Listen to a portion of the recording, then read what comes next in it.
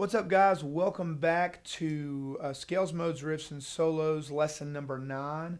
And today we're going to be talking about one of the Telecaster, all-time great Telecaster riffs. And that is the intro to Working Man Blues by Merle Haggard. Now, there are a lot of different ways you can play this depending on the key you are in. The original was in A. That's what we're going to play it in. I'm going to show you how to play it using your open A string because that's the way to get the most meat out of it. But I can show you some options to play it in other keys as well because too cool of a riff just to have to limit it to one key, right? All right, so let me scoot up to the camera here and we are get started.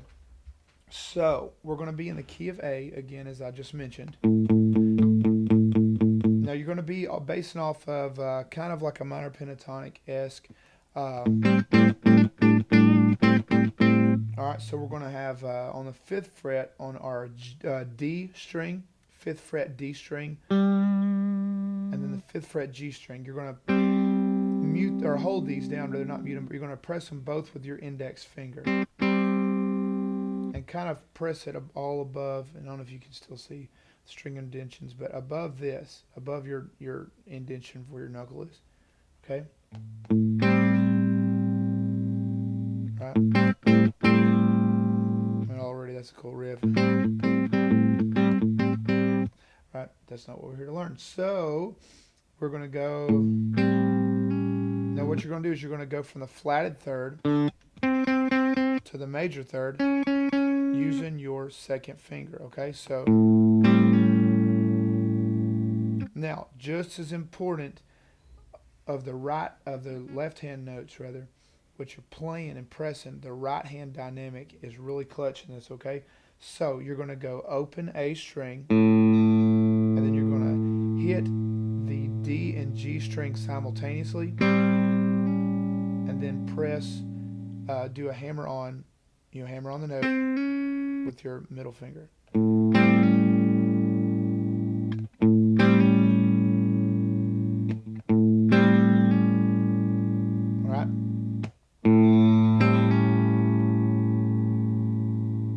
Hit your A string again, and this time you're going to bring your ring finger up to the 7th fret and hit the D and G string simultaneous.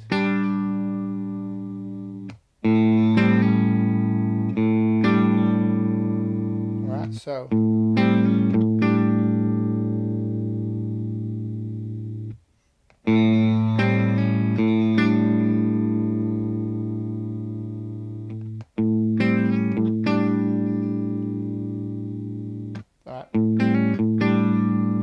So now, what we're going to do is talk about, now that you have the notes in place, this is a really simple riff to learn, but you're going to play, let's see, you're going to got to play it in a certain order where it's going to be,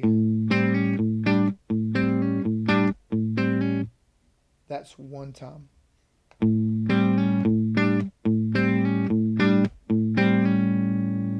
So, and I'll call it 6 to 7. Okay, so 6, 7, 6, 7, 6. And then it starts back over.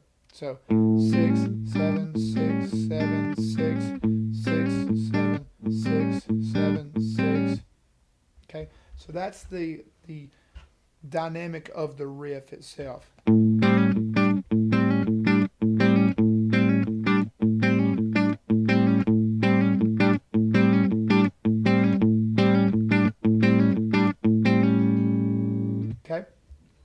So again, play that now. You can do a lot of cool things with this riff. You can mute it.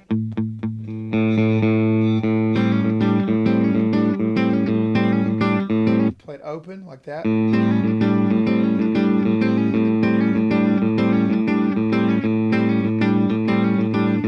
I like to mute it myself using the palm of my hand or the heel of my hand here.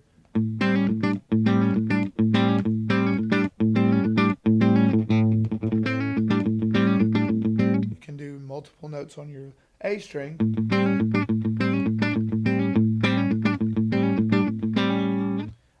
And stuff like that. So there's a lot of different ways to interpret this riff, but this is the main way.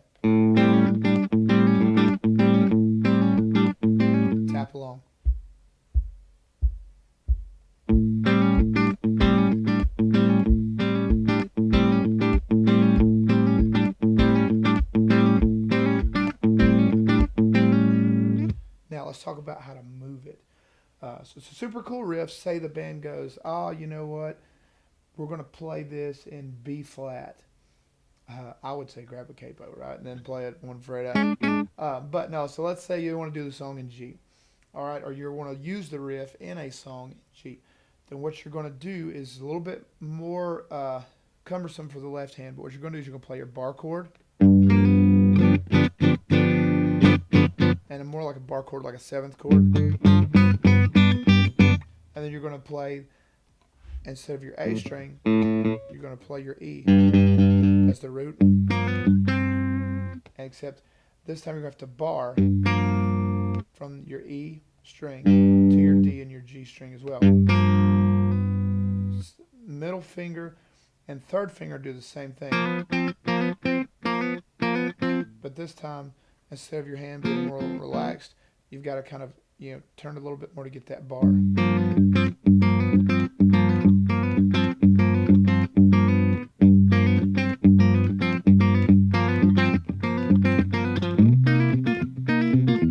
C, back to G,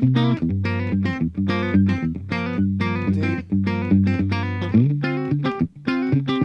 C.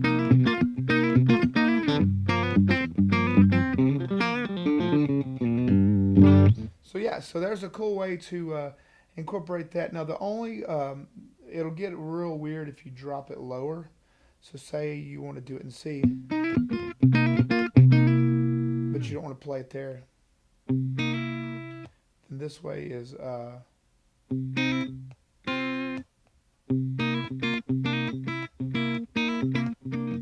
this way always freaks me out.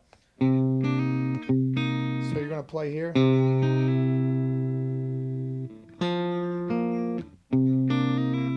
So you have to almost kind of keep your middle finger pressed the whole time. So C, and to get that 7th, So here's what you're actually doing.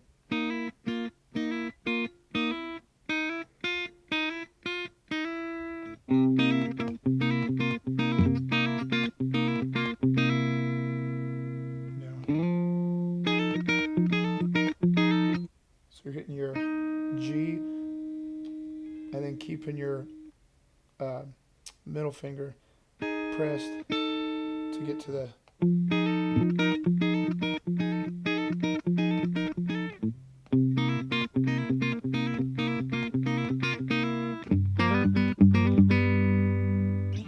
so you can move this thing around. I like to play it either off of the A position or just, again, because you can bar it there too.